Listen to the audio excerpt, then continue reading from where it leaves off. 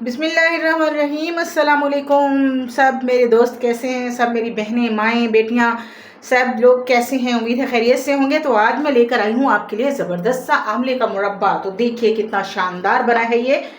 चलिए मैं आपको चेक करवाती हूँ। तो ये देखिए, एक पीस हम लेंगे और इसको हल्का सा प्रेस करेंगे और देखें कितना ज़बरदस्त ये टूट रहा है। बहुत ही हेल्दी और बहुत ही मज़े का बनता है ये। आप हामले का मौसम है तो आप इस मौसम में अपने बच्चों के लिए ये ज़रूर बना कर रखें। ये बहुत अच्छी चीज़ है, बालों के लिए, दिमाग के लिए, आँखों के लिए, मैदे के लिए, हर चीज़ के लिए आंवला बहुत ही शाफ़ी चीज़ है। तो इसको स्टार्ट करने से पहले मेरी एक रिक्वेस्ट है कि अगर आप मेरे चैनल पर नए हैं तो जल्दी से चैनल को सब्सक्राइब कर लीजिए, साथ में लगे बेल आइकन को प्रेस कर लीजिए ताकि मेरी हर आने वाली वीडियो का नोटिफिकेशन सबसे पहले आपको मिले। तो चलिए, एक ही रिक्वेस्ट है कि वीडियो को शुरू से आखिर तक ज़रूर देखा करें, काट काट कर न देखा करें ताकि आपको सारी अच्छी रेसिपी का सही तरीके से पता चल सके। तो चलिए आइए स्टार्ट करते हैं।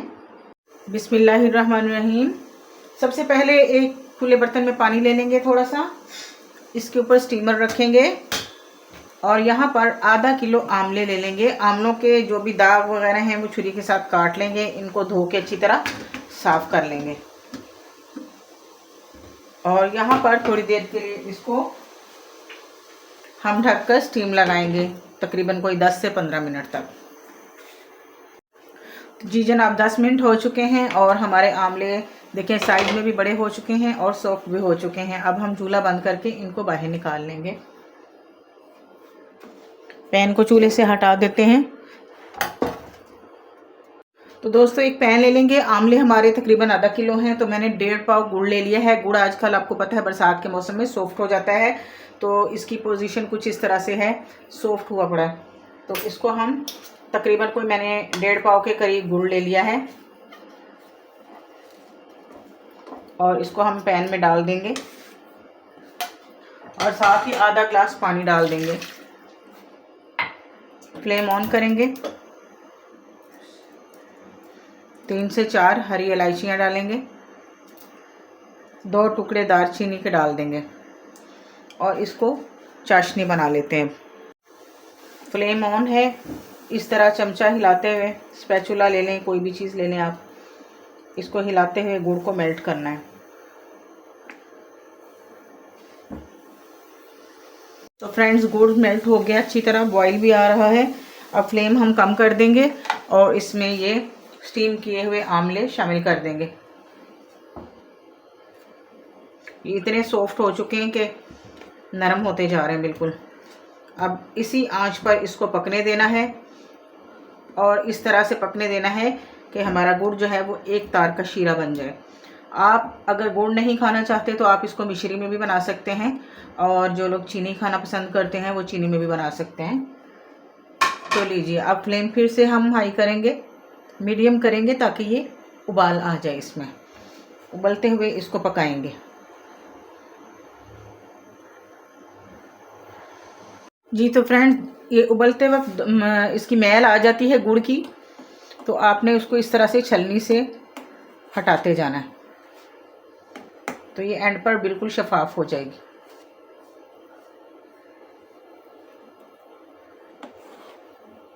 इस तरह से ये देखें काली काली सी मैल है, ये निकल जाएगी इस तरह। जी तो दोस्तों, इसकी चाशनी जो है वो एक तार तक गाढ़ी हो चुकी है और तकरीबन ये अब हमारा मुरब्बा तैयार है। आप देखें गुड़ में होने की वजह से इसका कलर कितना ज़बरदस्त है। और ये देखें,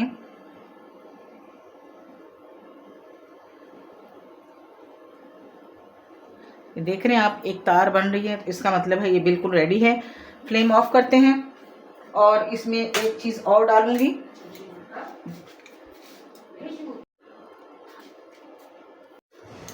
तो लीजिए जनाब, इसमें अब हम आधा नींबू लेंगे, इसके बीज निकाल लेंगे और इस तरह से इसका जूस इसमें शामिल कर देंगे।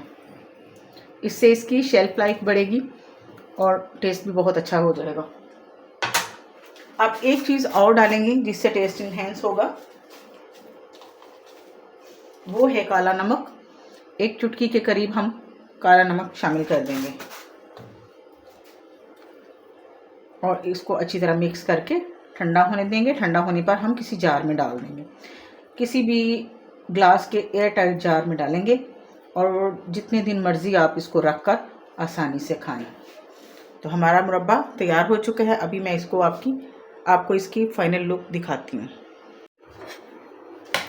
तो लीजिए जनाब, इसको अब हम बाउल में डालते हैं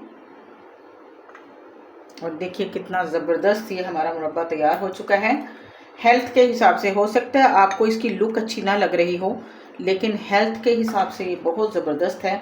गुड़ में बना है और बहुत ज़्यादा अच्छा बना है, टेस्टी है। और हाथ लगाने से इसकी फांकें आपको बता रही होंगी देखने में कितनी ज़बरदस्त लग रही हैं कि अभी जैसे हाथ लगाने से ये टूट जाएंगी।